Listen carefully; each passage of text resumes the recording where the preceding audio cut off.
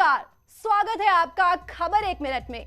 मैं हूं आपके साथ गीतिका पंत। चलिए आपको दिखाते हैं एक एक मिनट में आज की सभी बड़ी खबरें।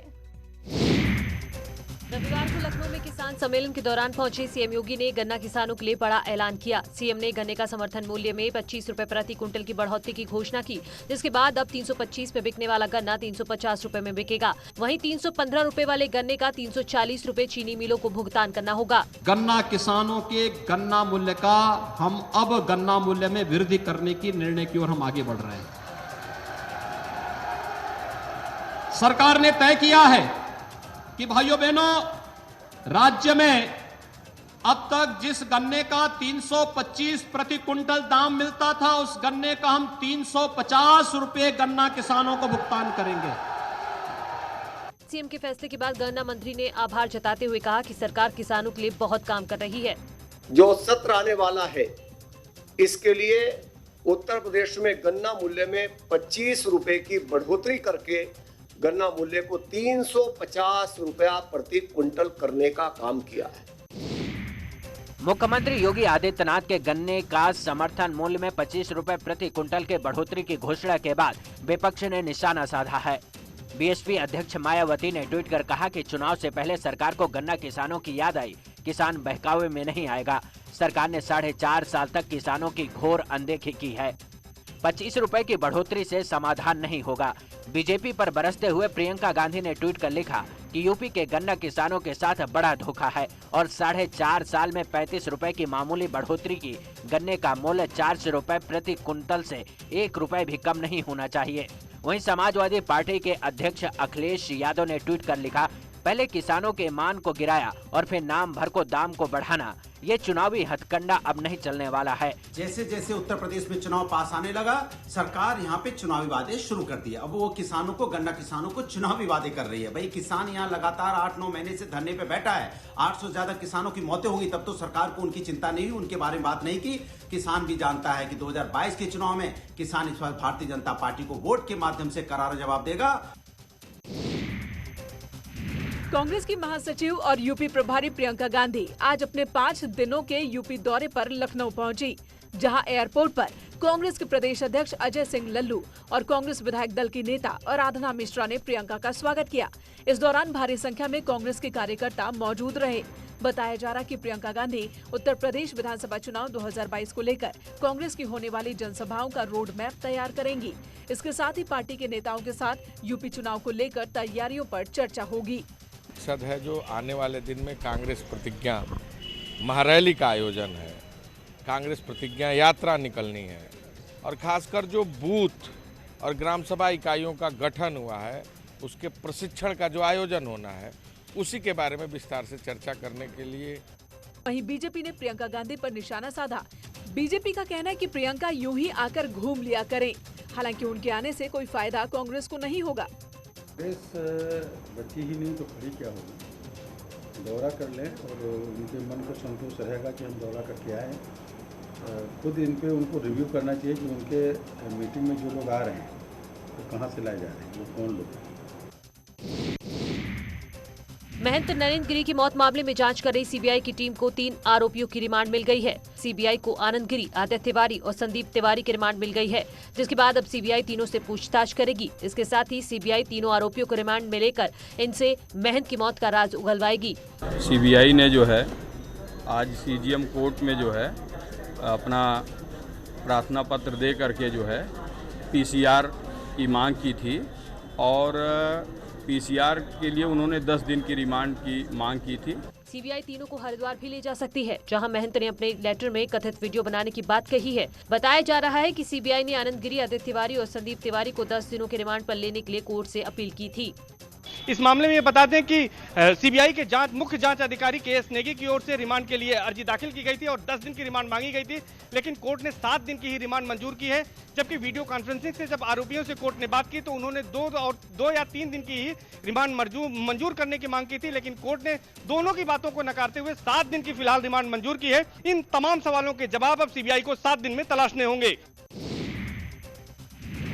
इसके साथ ही आज तीसरे दिन सीबीआई की टीम बाघंबरी मठ पहुंची, जहां सीबीआई की टीम ने क्राइम सीन रिक्रिएट किया। सीबीआई टीम आज सबसे पहले उस कमरे में पहुंची जहां महंत नरेंद्र गिरी की आत्महत्या की बात कही जा रही है। वहीं टीम ने क्राइम सीन का रिक्रिएट किया और महंत नरेंद्र गिरी के वजन के बराबर 85 किलो वजनी पुतले को टांगा गया और सभी एंगल से जांच की गई। इसके बाद सीबीआई ने महंत के बेडरूम को सील कर दिया। वहीं इस दौरान सीबीआई की टीम मठ में मौजूद लोगों से पूछताछ भी करती रही। देखिए, ये कल से हो रहा है और आज जो हमने देखा, आज जो सीबीआई टीम जो हमारे यहाँ आई है, जांच में लगी है, उन्होंने सबसे पहले 85 किलो 85 केजी का एक पुतला बनाया।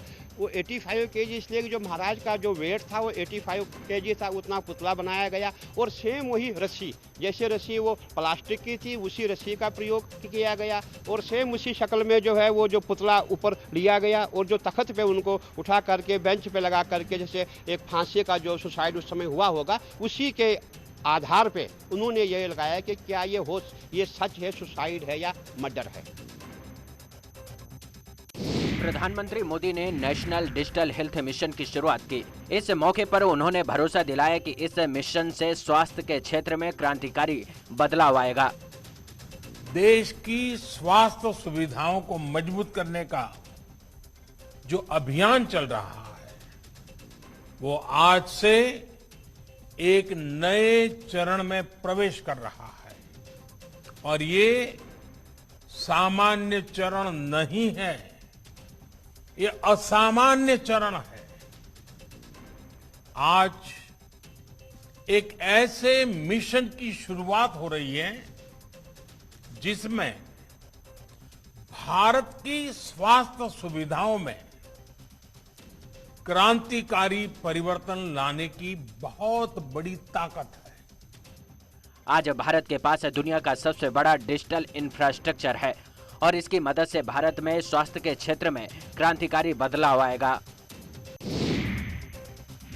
यूपी सरकार में मंत्री सिद्धार्थनाथ सिंह का फर्जी साइन कर उन्हें एक कंपनी में शेयर होल्डर बनाने का मामला सामने आया है। इस फर्जीवाड़े के सामने आने के बाद सिद्धार्थनाथ सिंह ने नोएडा के सेक्टर 39 थाने में केस दर्ज कराया है। बताया जा रहा है कि सिद्धार्थनाथ सिंह का फर्जी साइन कर उन्हें कंपनी में शेयर धारक बनाया गया और इस फर्जीवाड़े की मदद से कंपनी ने बैंकों से लेन देन भी किया है। एक कंपनी है जिस कंपनी में शेयर होल्डर थे और उस शेयर होल्डर का सिग्नेचर फोर्ज किया गया था और शेयर्स भी ट्रांसफ़र किया गया है। इस तरह का कंप्लेंट हुई है। उस कंप्लेंट बेसिस पे एफआईआर लिख गया है और इन्वेस्टिगेशन चल रही है। इन्वेस्टिगेशन के बाद ही हम लोग कुछ भी बता पाएंगे। सर, इनिशियली क्या धोखाधड़ी की बात सामने आई है? जो एफआईआर में जो बेसिस है वो अभी बस उसी सेक्शन में तो हम लोग लिखे हैं धोखाधड़ी का, बट इन्वेस्टिगेशन में क्या निकल के आ रही है अभी तो डॉक्यूमेंट्स बहुत सारे देखना होता है इसमें, तो इन्वेस्टिगेशन के बाद ही हम कुछ भी बता पाएंगे।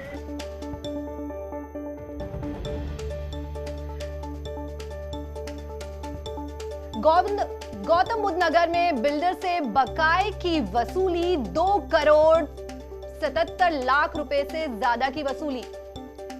डीएम सुहास एलवाई के नेतृत्व में कार्रवाई बिल्डर्स पर कई विभागों बकाया था। अमूल ग्रुप, पार्श्वनाथ, वर्धमान बिल्डर से वसूली, सुपरटेक और ओमेक्स लिमिटेड पर भी एक्शन।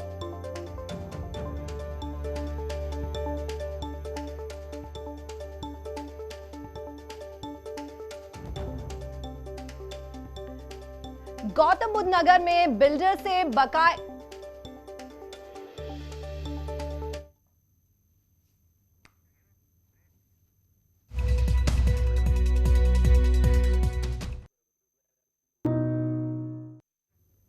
बैतूल में वैक्सीनेशन के लिए वॉलंटियर्स के साथ एक अजीब वाकया हुआ। यहां गांव के एक नौजवान ने वैक्सीन लगवाने के लिए कई मेडिकल टीम के सामने एक अजीब शर्त रख दी। युवक इस बात पर अड़ गया कि पहले उसे यह सबूत दिया जाए कि सीएम शिवराज सिंह ने वैक्सीन लगवाई है, इसके बाद ही वो और उसके साथी टीका लगवाने के लिए राजी होंगे। हालांकि आखिरकार जीत वॉलंटियर्स की हुई और युवक और उसके साथियों ने टीके की डोज लगवा ली।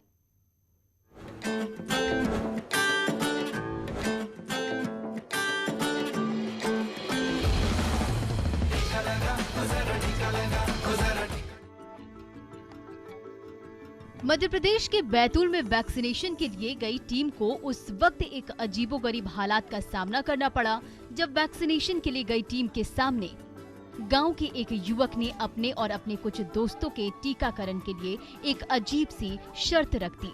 दरअसल युवक इस बात पर अड़ गया कि पहले उसे ये सबूत दिया जाए कि प्रदेश के मुखिया शिवराज सिंह चौहान ने वैक्सीन लगवाई है, तभी वो वैक्सीन लगाएगा। लेकिन वॉलेंटियर्स की टीम भी हार मानने वालों में से नहीं थी। टीम ने युवक की शर्त मान ली और युवक को सीएम के वैक्सीनेशन से जुड़े सबूत दिखा दिए, जिसके बाद आखिरकार युवक अपने दोस्तों के साथ टीकाकरण के लिए राजी हुआ। देखिए, मुख्यमंत्री जी ने भी वैक्सीन लगाई है और अब आपको भी वैक्सीन लगानी पड़ेगी, क्योंकि शर्त उसकी यही थी कि मुख्यमंत्री जी ने यदि वैक्सीन लगा ली है तो वह भी लगाएगा। हैरत की बात यह थी कि उस युवक की वजह से गांव के करीब 10 लोगों ने और वैक्सीन नहीं लगाई थी, तो वो लोग भी, उसने हम लोगों से फिर प्रॉमिस किया कि आज वो अपने 10 साथियों के साथ वैक्सीन लगाएगा। मेडिकल टीम ने युवक को तो समझा दिया, लेकिन ग्रामीण इलाकों में ये समस्या आम है। मध्य प्रदेश के ग्रामीण इलाकों में अब भी ऐसे हजारों लोग हैं जो वैक्सीनेशन से बचने के लिए बहानेबाजी कर रहे हैं। हालांकि वॉलेंटियर्स पूरी कोशिश कर रहे हैं कि समय रहते ज्यादा से ज्यादा लोगों का टीकाकरण कर दिया जाए। ग्रामीण क्षेत्रों में हम जहां जा रहे हैं वहां पर कई लोग कई तरीके के बहाने बना रहे हैं वैक्सीन लगाने के लिए। कोई कह रहा है कि हमारे पास समय नहीं है, कोई राशन कार्ड का बहाना दे रहा है, कोई कुछ कह रहा है, और कई लोग ऐसे हैं जो कोई वजह नहीं होते हुए भी कह रहे हैं कि हमको वैक्सीन नहीं लगानी है। तो हमारा ये प्रयास है कि हम सबको जागरूक करें और वैक्सीन लगाने के लिए। आपको बता दें, बैतूल के कलेक्टर ने जिले में टीकाकरण को गति देने के लिए कुछ समाज सेवी संगठनों से मदद ली है, जो ग्रामीण इलाकों में जाकर लोगों की काउंसलिंग कर रही है। उम्मीद है ये कोशिश रंग लाएगी और बैतूल जिला कोरोना के खिलाफ जंग में टीके की सुरक्षा कवच से लैस रहेगा। बैतूल से ऋषु कुमार नायडू, न्यूज़ 18 मध्य प्रदेश, छत्तीसगढ़।